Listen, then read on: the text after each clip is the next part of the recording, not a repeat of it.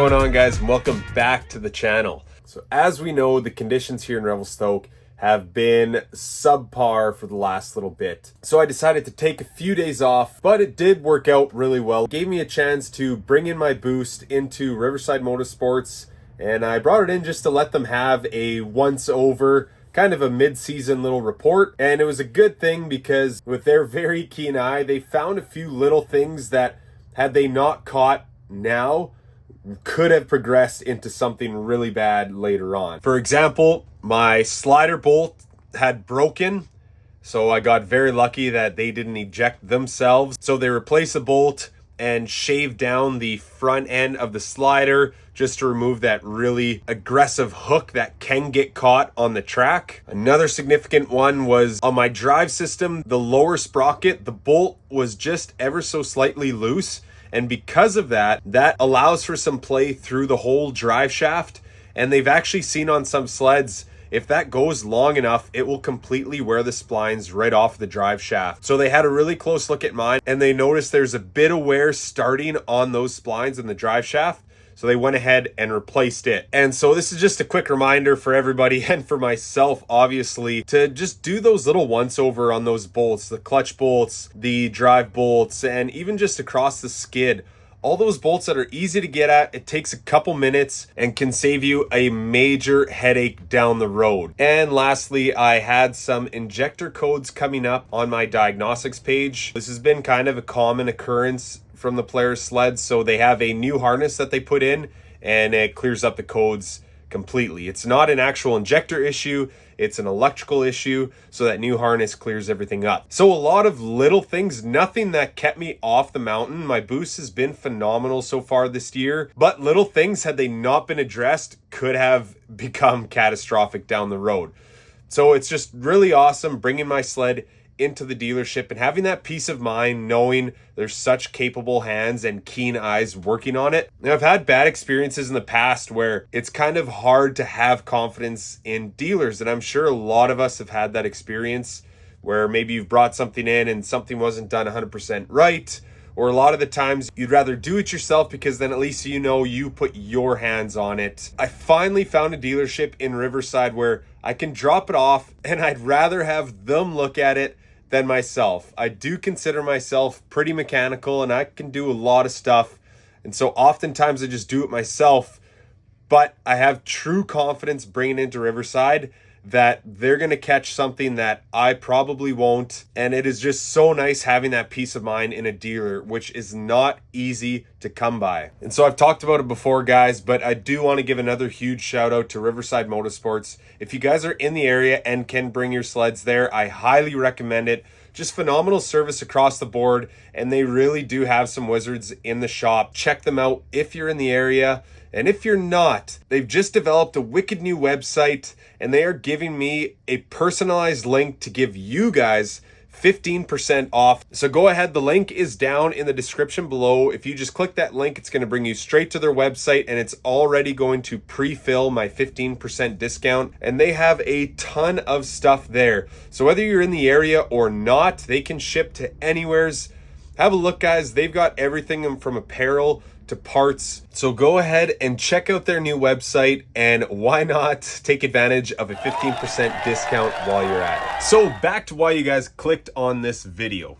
Everybody is curious what the conditions are like. As we know, Revelstoke is way behind its typical mid-winter shape, but they've been getting a little bit of snow recently. So what does it look like up there? So before I head back home today, I'm going to grab the boost and I'm going to head up into the Alpine and just have a look at things.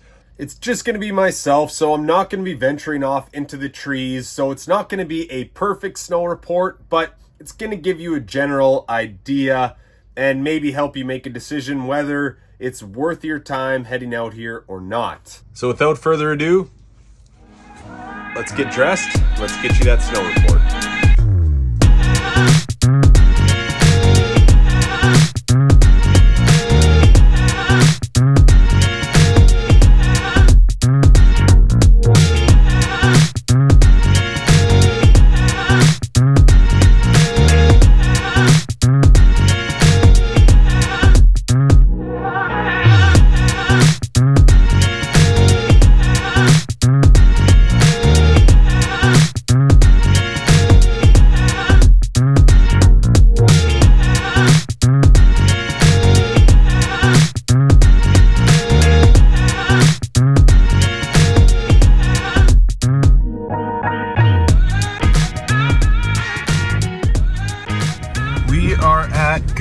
Old faithful Boulder Mountain. As expected, there's no snow in the parking lots, but there's still a decent amount of people here considering these conditions.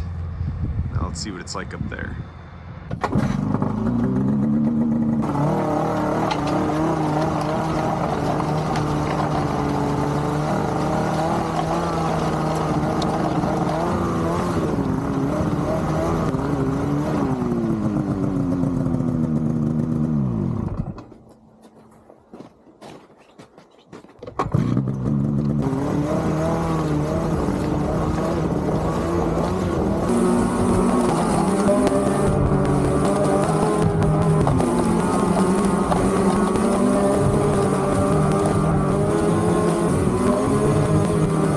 Well, I was actually pretty surprised. There's more snow coverage on the trailhead than I thought there'd be. First switchbacks were a little bare, but right away you got into snow.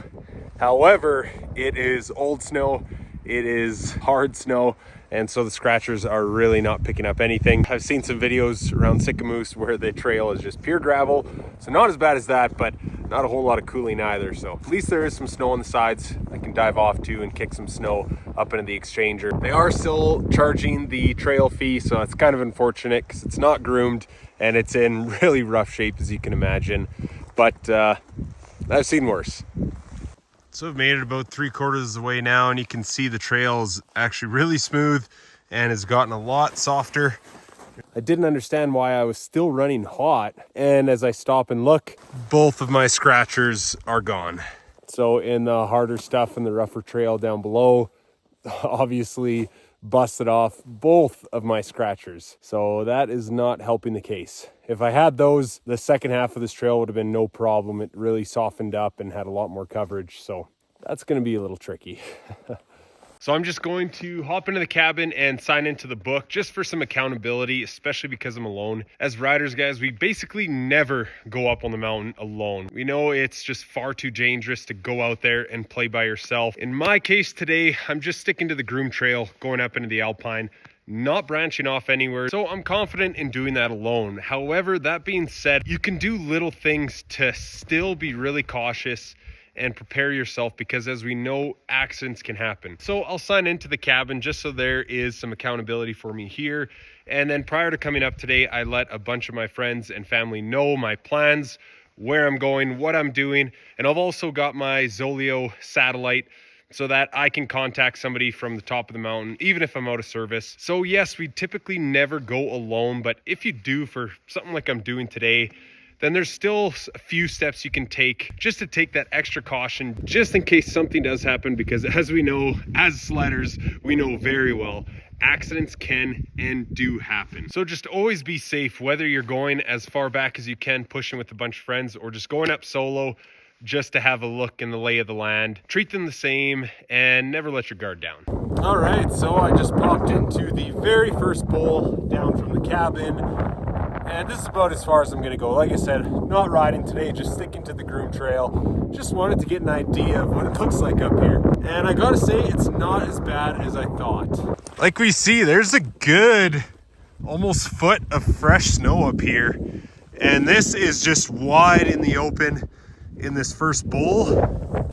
I'm sure if a guy went off and played in some trees, you'd have no problem finding some good fresh snow and having a wicked day. I'm really pressed for time, so I can't really do a whole lot of adventuring. And again, since I'm alone, I don't really want to anyways.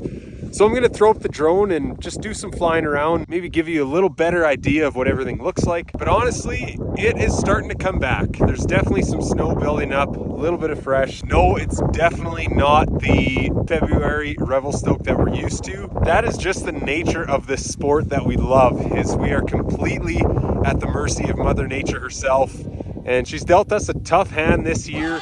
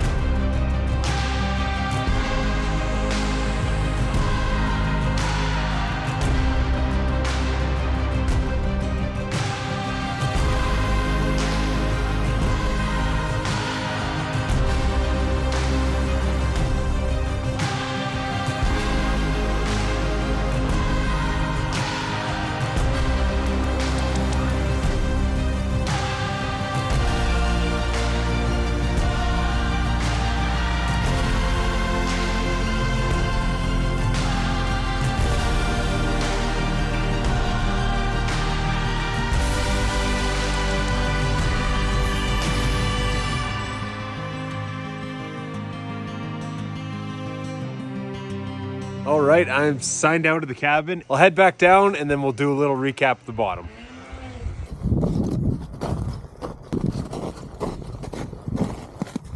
Found one. Found two. Saved myself a couple $100 there. Carry on. And just like that, I am back in my chair.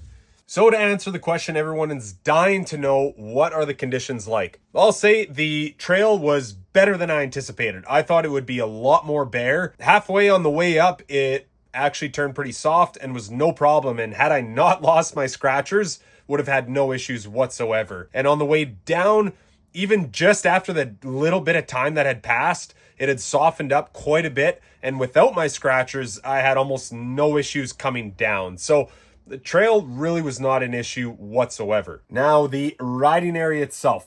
As you've seen with the drone, I was in the most mainstream area at Boulder that you can get. So of course, there's a lot of tracks, but there was quite a bit of fresh snow around me, almost a foot of fresh powder. And yes, it was complete concrete below, but that was wide in the open and in probably the least likely spot for there to be fresh snow. And there still was. So that's a really good sign. Now, obviously, this is just Boulder Mountain, the very main area. So there's a ton of areas in and around Revelstoke. So they could be better or they could be worse. I can only judge off of what I saw today. And of course, being just by myself, I didn't do any venturing around into the trees. So I'm just judging off a very small sample that I saw. I'm very confident with what I saw that if you did do a little bit of venturing and get off the beaten path, you're going to find some fresh snow. So I know it's not the most comprehensive snow report, but hopefully it gave you just enough insight to help you make a decision, whether it's worth for you to come on out here or not. All I can say is it was better than I was expecting. Even just going up for the hour and a half that I did was pretty awesome. Those mountain views never get old. Getting up and just flying the drone was actually pretty fun. So if you ask me, I think it's still worth it just to enjoy everything the backcountry has to offer. You can't go wrong. But again, everyone's gonna have a different opinion on that. So if you're riding, enjoy. If not, we'll see you out there when that snow does decide to fall.